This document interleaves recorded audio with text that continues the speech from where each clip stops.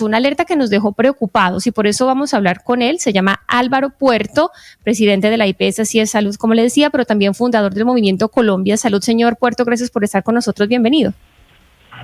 Jennifer, buenos días a ti, a todos los integrantes de la mesa y a todos los oyentes. Y mire, lo invitamos porque usted puso un trino, una publicación en X que decía básicamente que las IPS estaban a las puertas de desaparecer. ¿Qué es lo que está pasando? ¿Usted cómo sustenta esta afirmación que es preocupante? Porque si ustedes saben, las IPS es donde vamos a urgencias, pedimos las citas médicas, no se hacen las radiografías, básicamente donde el usuario o el paciente tiene contacto directo con el sistema de salud en Colombia. Perfecto. Bueno, primero quiero mencionar que actualmente hago parte de la Cámara de Prestadores para el Cuidado de la Salud de la ANDI, del cual soy presidente de la Junta Directiva y también vocero de el movimiento de centros expertos en programas especiales, donde atendemos cerca de 1.670.000 personas con patologías crónicas complejas y de alto costo. Entonces, primero, pues mi voz es a nivel gremial. Lo segundo que queremos manifestar es que desde la Cámara de Instituciones para el Cuidado de la Salud y la firma sectorial hicimos un estudio buscando entender cuándo pudiera ser el punto de inflexión para las IPS, teniendo en cuenta que la Corte Constitucional, a través de la sentencia T760, tiene dos órdenes de seguimiento, la 22ª y la 24ª. Entonces, radicamos una carta dirigida al honorable doctor José Fernando Reyes Cuartas en el mes de octubre, en donde básicamente hacíamos soporte de este estudio. ¿Qué dice el estudio? Si nosotros tomamos las cifras entre el 2020 y 2023, cifras que tenemos de la Superintendencia de Salud, del ADRES, cifras que han reportado en los estados financieros las aseguradoras, pues vemos que el déficit del sistema de salud en ese momento pasivo sin pagar a los prestadores y operadores logísticos es de 15.9 billones de pesos, de los cuales 2 billones de pesos correspondían a presupuestos máximos, los cuales se esperaban que fueran pagados este año, de los cuales el gobierno desembolsó ya 1.1 billones y aún se adeudan cerca de 800 billones de pesos. Digamos que pudiéramos entonces decir que el déficit al cierre del 2023 era de cerca de 13.9 billones de pesos, si restamos esos 2 billones que menciono. Pero si tú tomas las cifras adicionalmente de lo que es los presupuestos de las EPS para el 2024, si a eso le tomas las cifras y los cálculos actuariales de lo que sería el crecimiento de la siniestralidad, solo para dar un ejemplo de la publicación de la cuenta de alto costo, que es quien nos hace, digamos que todo el monitoreo de las enfermedades más catastróficas en Colombia, nos dice que los casos de cáncer crecieron del 2023 de 467.000 a 720.000 este año, un crecimiento de más del 54%. Entonces, cuando tú haces las proyecciones, dice que el 2024 vamos a perder cerca de 9.5 billones de pesos, lo que significa que pudiera estar dejando en un déficit al sistema en cerca de 22 billones de pesos. Es importante precisar que esta no es una crisis que se haya generado solamente en este gobierno. Esto es una crisis que se viene acumulando año tras año y que cada vez va siendo más crítica, pero el estudio nos dice que hay un punto de inflexión. La cartera sigue creciendo, no llegan los recursos y lo que hace es finalmente que las instituciones no tengan cómo comprar medicamentos, cómo comprar insumos, cómo seguir atendiendo a los pacientes. Señor Puerto, déjeme hacer acá una pregunta porque usted habla del tema del cáncer que asegura ha venido creciendo en el país y ahí yo me pregunto si este modelo preventivo que está proponiendo el presidente Gustavo Petro con esta reforma a la salud en este segundo intento, también lo fue en el primero, ¿no sería una posible salida a lo que usted está mismo denunciando? Digamos que siempre avanzar en la atención primaria en salud como estrategia va a ser importante para todos los países, para que se pueda mejorar la detección temprana, para que se pueda mejorar la atención oportuna.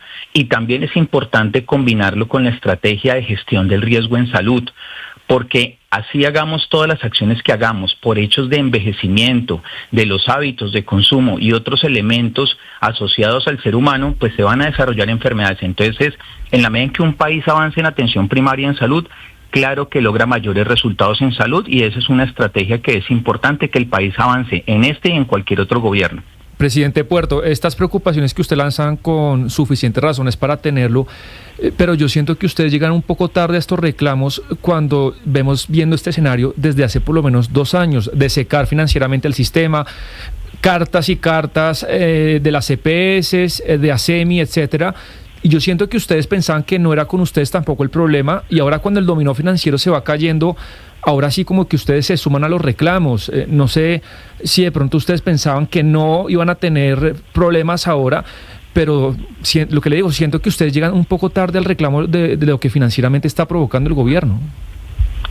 Bueno, si ustedes revisan, pueden ver que ha sido permanente de parte de la Asociación de Clínicas y Hospitales, de la que hacemos parte, de la ACHC en cabeza de Juan Carlos Giraldo, ha sido permanente de parte de ACESI, que es la Asociación de Hospitales Públicos del Estado, la denuncia permanente de las deudas impagadas de no solamente las EPS liquidadas, sino de muchas instituciones hoy. Inclusive en los últimos 2 años hemos sacado comunicados en los cuales hemos pedido un fondo de salvamento, hemos pedido liquidez.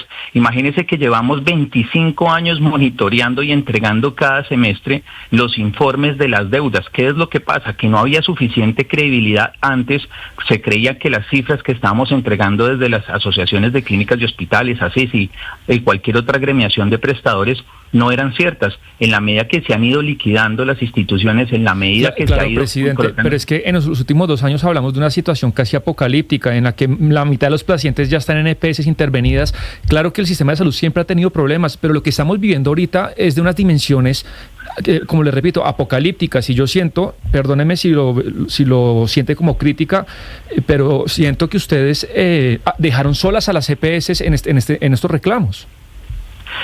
Bueno, nosotros hemos venido como prestadores anunciando las situaciones que venimos viviendo. Hemos enviado las cartas correspondientes no solo al Ministerio, sino a la Corte Constitucional, igualmente en el Congreso de la República, y por eso se han hecho las citaciones de control político.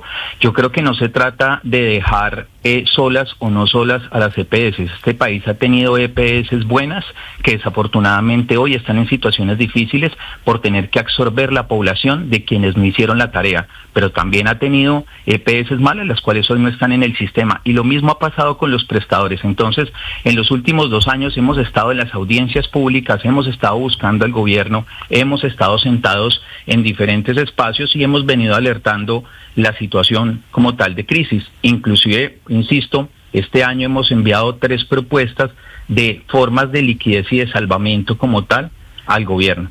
Sí, señor Puerto, yo quiero volver a ese trino y a esa denuncia que usted hizo el fin de semana porque me parece delicada, y usted dice que no hay forma de seguir, que las IPS públicas y privadas no tienen cómo continuar, y usted cuenta allí que no fue suficiente con que se disminuyeran los pagos en octubre por parte de las EPS, sino que ahora se está informando que los nuevos interventores de estas EPS dieron la orden de parar los pagos para este mes de noviembre.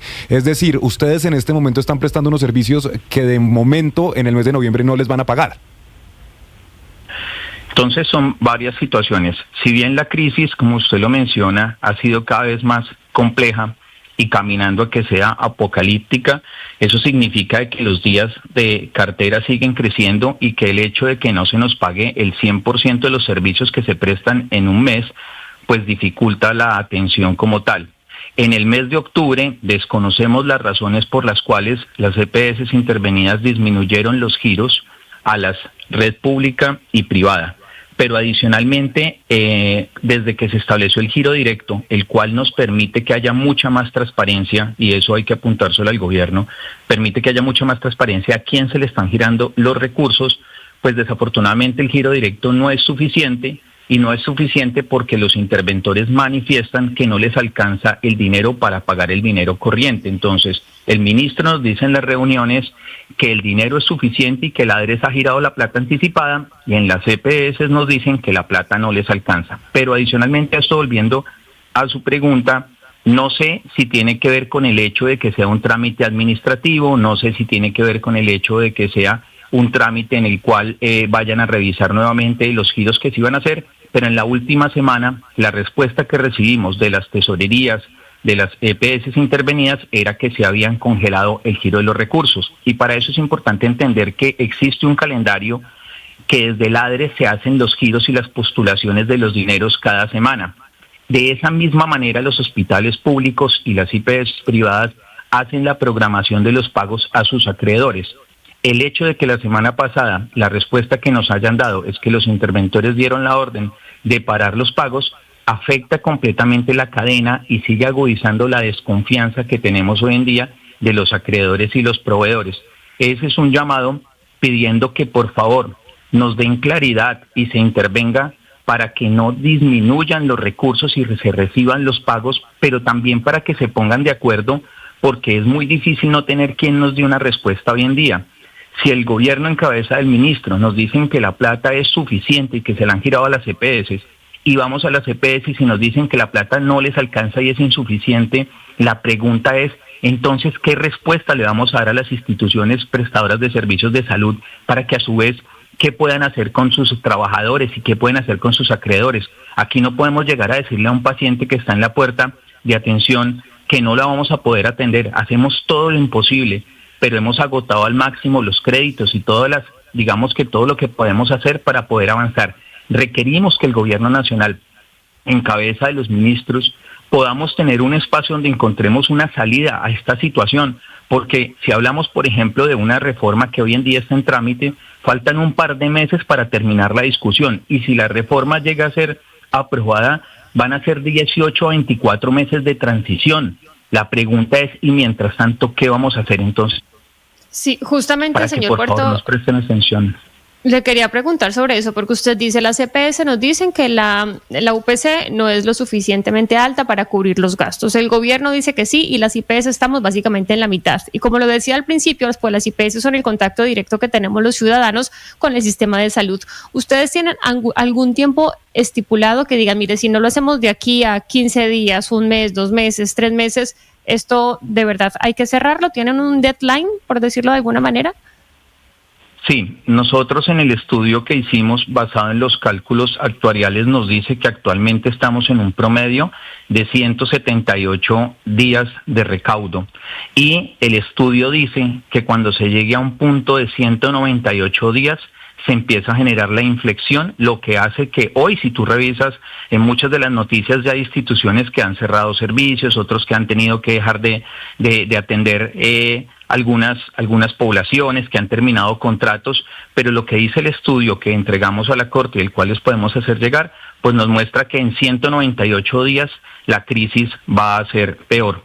Que, sin embargo, quiero mencionar algo y es que, pues digamos que llega una nueva superintendencia de salud, la superintendencia de salud anunció hace un par de minutos que ha creado una gran red de controladores nacional y que está conformada por delegados de entidades de aseguramiento, entidades territoriales, con el objetivo de hacer un estricto control de las 9 EPS bajo intervención. Entonces, esa es una medida que pudiera contribuir a que no se deteriore aún más, pero sí requerimos urgentemente este espacio y conversación con el gobierno nacional para encontrar una salida. Pues ojalá lo logren, que logren esta interlocución y que ustedes también encuentren las respuestas, las preguntas que tienen, porque al final nosotros, los ciudadanos, somos los que estamos en el medio de este conflicto. Señor Álvaro Puerto, presidente de la IPS CIE Salud, gracias por estar con nosotros. A ustedes muchísimas gracias y un buen día. Y la verdad